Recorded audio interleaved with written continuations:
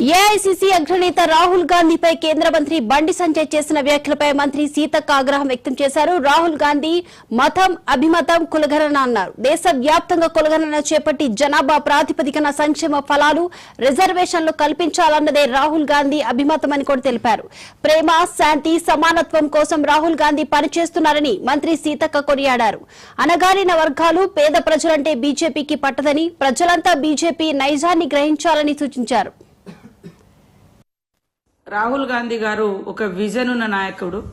ఒక త్యాగాల కుటుంబం నుంచి వచ్చి 35 సంవత్సరాలైనా కూడా ఇప్పటి వరకు ఎలాంటి పదవులు లేకుండా దేశం కోసం, అట్టడుగు వర్గాల కోసం పనిచేస్తున్నటువంటి రాహుల్ గాంధీ గారిని పదే పదే బీజేపీ గ్రామ నాయకత్వం నుంచి మోడీ వరకు టార్గెట్ చేసి కించపరిచేటువంటి మాటలు మాట్లాడుతున్నారు. ఆయన యొక్క విజన్ ను డైవర్ట్ చేయడం కోసం ఈ రోజు వ్యక్తిగతంగా కులము, మతము, వర్గం అనేటువంటి తీసుకొచ్చి ఇవాళ మాట్లాడుతున్నటువంటి బీజేపీ నాయకులు 10 సంవత్సరాలుగా మీరు సమాజానికి, సొసైటీకి చేసింది ఏమి లేదు. మీరు ఏదైనా ఉందంటే విద్వేషాలు సృష్టించడం, విభజనలు సృష్టించడం, పదవులను పొందడం. త్యాగాల వారసత్వంతో రాహుల్ గాంధీ గారు, ప్రియాంక గాంధీ గారు సమాజం ముందుకొచ్చారు. బీసీ అని చెప్పుకున్నటువంటి మోడీ గారు కులగణన చేపట్టకుండా బీసీలకు అన్యాయం చేస్తుంటే బీసీ కులగణన నుంచి డైవర్ట్ చేయడం కోసం, రాహుల్ గాంధీ గారి యొక్క లక్ష్యాన్ని డైవర్షన్ చేయడం కోసం ఇవాళ రాహుల్ గాంధీ గారిని, వారి కుటుంబాన్ని టార్గెట్ చేసి మాట్లాడుతున్నారు.